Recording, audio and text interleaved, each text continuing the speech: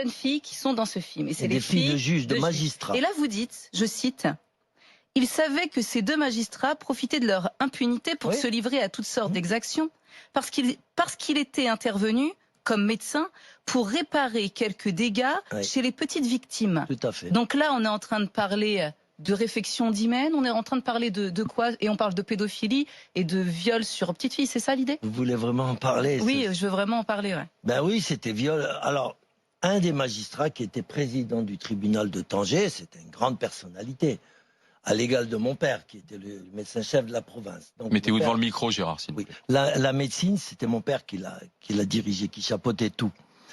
Et ce président-là, il avait 8 esclaves chez lui.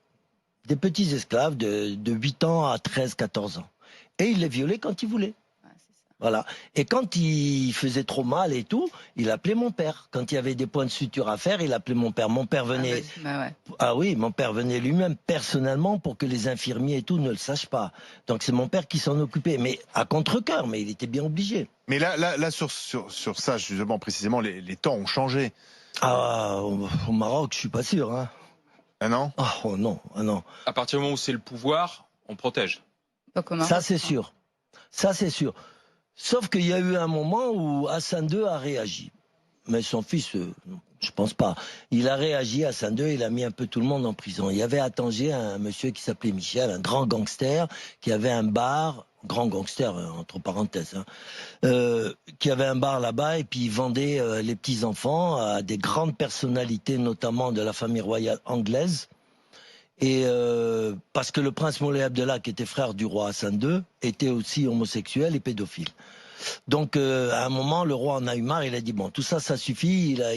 Il a renvoyé son propre frère qui avait violé 6 enfants et qui les avait fait tuer à Rabat, d'accord. Il l'a viré du Maroc et il s'est installé en Belgique. Le Moulay Abdallah, qui est mort du sida. Et donc, à ce moment-là, Hassan II a voulu faire un grand nettoyage. Et il a mis ce grand gangster en prison, il l'a expulsé du Maroc et tout et tout. Il y a eu un nettoyage, mais il y a toujours eu des remplaçants, bien sûr. Et il y en aura toujours. La pédophilie au Maroc, elle est omniprésente partout. Et il faut pas dire que c'est la faute du tourisme sexuel. Ça, c'est un grand mensonge.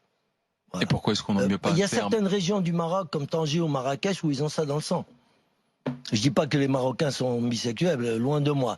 Mais la région de Tanger, ça prolifère. Et Marrakech, je vous en parle même pas. C'est la capitale mondiale. Il y a beaucoup de liens aussi avec le tourisme, parce qu'on a parlé du Maroc comme la petite Thaïlande. Mais je pense parce que même il y a eu des scandales avec des Français, Hollandais qui venaient ministre français, se fournir. Sauf qu'on n'a jamais su la vérité, il n'y a jamais eu d'enquête et ça n'est jamais allé à son terme. C'est juste, ça a juste été basé sur des rumeurs. Attends que les gens meurent. Qui n'ont jamais pu être étayées. Si j'ai bien compris. Merci. Ça fait plaisir. Mais non, mais c'est ça. Enfin, non, mais on est dans les grandes gueules. On attend que les gens meurent. C'est pas à moi de les juger, hein, ces gens-là. Voilà. Qu'est-ce que vous voulez que je vous dise? Je donne mon impression, sans plus. Voilà.